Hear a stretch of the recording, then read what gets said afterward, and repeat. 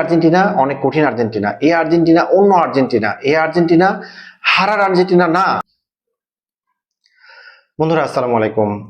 গত রাতে ইংল্যান্ড এবং আর্জেন্টিনার যে খেলাটা আপনারা দেখেছেন, আশা করি মানে বিশ্বকাপের মানে 2026 ওয়ার্ল্ড কাপের সর্বশ্রেষ্ঠ বলবো না, but one of the best game আমরা ফুটবল খেলা গতকালকে দেখেছি, গত রাতে দেখেছি। তো আমি একটা মানে রিভিউ দিতে চাই, মানে ইংল্যান্ড এবং আর্জেন্টিনার যে খেলাটা হয়েছে এটা নিয়ে অনেক যুক্তিতর্ক, অনেক কিছু, অতীতের ইতিহাস, ম্যারাডোনার হ্যান্ড অফ গড, ম্যারাডোনার বিশ্বকাপ জয়, পাশাপাশি মেসির সামনের বিশ্বকাপ, মানে এই বিশ্বকাপে মেসি জিততে পারবে কিনা, হ্যাঁ, সবকিছু মিলিয়ে আমরা একটা রিভিউ দিতে চাই। আপনাদেরকে স্বাগতম। আর আমার চ্যানেলে যারা এখনো সাবস্ক্রাইব করেননি, দয়া করে সাবস্ক্রাইব করে পাশে থাকবেন। আপনারা ইতিমধ্যে জেনেছেন যে আর্জেন্টিনা 2-1 গোলে এই খেলায় জয়লাভ করেছে এবং মেসি কিন্তু 2টি গোলেই অ্যাসিস্ট দিয়েছে। সো খেলাটা ইংল্যান্ড কেন হারলো আর মেসি কেন জিতলো, এটা নিয়ে একটু আমরা বিশ্লেষণ করতে চাই। দেখেন, নাম্বার ওয়ান যে টেকনিক ইংল্যান্ড কাজে লাগিয়েছে সেটা হচ্ছে, ইংল্যান্ড যখন প্রথমার্ধে কোনো গোল তারা পায়নি, কোনো দলই পায়নি ইনফ্যাক্ট, দ্বিতীয়ার্ধে গিয়ে কিন্তু 55 মিনিটের মাথায় ইংল্যান্ড প্রথম গোলটি করে।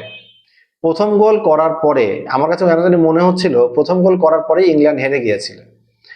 কারণ কি, প্রথমার্ধে মানে যখন গোল পেল না এবং দ্বিতীয়ার্ধে শুরুতে যখন ইংল্যান্ড গোল পেয়ে গেল, তখন কিন্তু তারা একদম পুরো ডিফেন্সিভ মোডে চলে গেল। আমার কাছে কেন জানি মনে হয়েছে ইংল্যান্ডের যে ম্যানেজার টোখেল, সে আসলে এটা পর্যালোচনা করেনি যে মেসির আর্জেন্টিনা কিভাবে গত কয়েকটা ম্যাচ খেলেছে এবং তাদের প্রেডিকশনটা ঠিক আমার মনে হয় কাজে দেয়নি। যে কারণে টোখেল কিন্তু একটা গোল দেওয়ার পরে তারা কিন্তু পুরো ডিফেন্সিভ চলে গিয়েছে। ভাই, মেসি এবং তার কোম্পানি আর্জেন্টিনা তারা কি বসে থাকবে? তারা ঠিকই একের পর এক আক্রমণ চালিয়েছে। বার পোস্টে লেগেছে, ইংল্যান্ডের যে গোলকিপার সে কিন্তু দারুণ কিছু সেভ করেছে, কিন্তু ফলাফল কি হলো? আলটিমেটলি কিন্তু 85 মিনিটে ঠিকই এনজো ফার্নান্দেজ চমৎকার একটা গোল, ডি বক্সের বাইরে থেকে চমৎকার একটা গোল করে আর্জেন্টিনাকে সমতায় নিয়ে আসে। এরপরে যেটা হয়, লোটেরো মার্টিনেজ, স্কলানি কিন্তু তাকে মানে তার ঠিক 5 থেকে 6 মিনিট আগে, দ্বিতীয়ার্ধের খেলা শেষ হওয়ার 5 থেকে 6 মিনিট আগে কিন্তু লোটেরো মার্টিনেজকে ফিল্ডে নামায় এবং তার ঠিক 5 মিনিট পরে মানে 92 মিনিটের মাথায় কিন্তু সে গোলটি করে। চমৎকার একটা গোল ছিল, মানে অ্যাসিস্ট, মানে boss is always boss. Messi যেভাবে এই খেলায় মানে অ্যাসিস্ট করেছে, লোটেরো মার্টিনেজ যে হেডে গোলটা দিল, এটা যে মানে চমৎকার একটা গোল হয়েছে, যারা দেখেছেন তারা জানেন।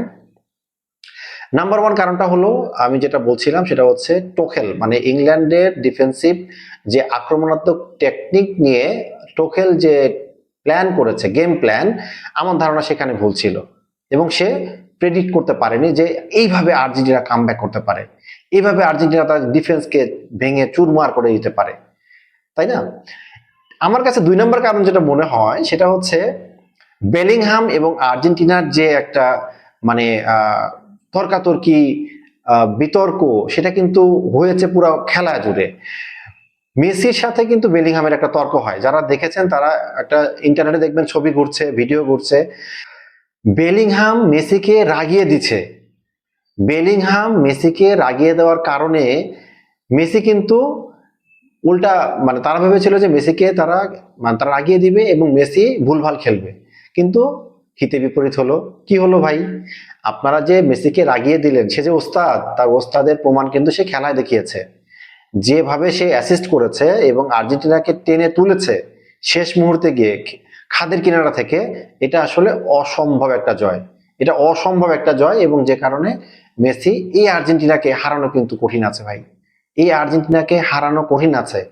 কেন বলছি? কারণ তাদের প্রিভিয়াস যে 3-4টা ম্যাচ তারা যেভাবে কামব্যাক করে জিতেছে, এটা কিন্তু নট এ জোক। এই আর্জেন্টিনা অনেক কঠিন আর্জেন্টিনা, এই আর্জেন্টিনা অন্য আর্জেন্টিনা, এই আর্জেন্টিনা হারার আর্জেন্টিনা না।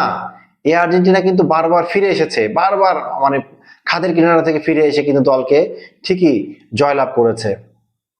আর এখন একটা কন্ট্রোভার্সি চলছে, দেখবেন যে ইংল্যান্ডের যে গোলরক্ষক তার বোতলে কে কিভাবে মানে পেনাল্টি শুট আউট করে, কার কিভাবে কে কিভাবে স্ট্র্যাটেজি নেয়, সবকিছু কিন্তু তার বোতলে লেখা ছিল। সো এটা নিয়েও কিন্তু অনেক তর্ক বিতর্ক হচ্ছে। এই টেকনিকও কিন্তু ইংল্যান্ডের কাজে দেয়নি। ফাইনালি আমি বলতে চাই, আসলে ইংল্যান্ড মাঠের খেলায় হেরেছে এবং আর্জেন্টিনা ভালো খেলে জিতেছে, এটা মানতে হবে। আর Messi, Messi is always Messi. LM10 you are the boss. আমার আবেগের জায়গা, আমি জানি অনেকেরই আবেগের জায়গা, যারা খেলা বুঝেন, খেলাকে ভালোবাসেন, তারা মেসিকে ভালোবাসতে বাধ্য। মেসি তো মেসি, তার সাথে কারো তুলনা চলে না। রোনালদো, তারপরে নেইমার, তারা তাদের জায়গায় সমান, কিন্তু কারোর সাথে তুলনা চলে না। মেসির জায়গায় মেসি, সে বেস্ট। তো ভালো লাগলে আমার চ্যানেলটি সাবস্ক্রাইব করে পাশে থাকবেন। আপনাদের একটি সাবস্ক্রিপশন আমার অনেক অনুপ্রেরণা যোগায়। ধন্যবাদ।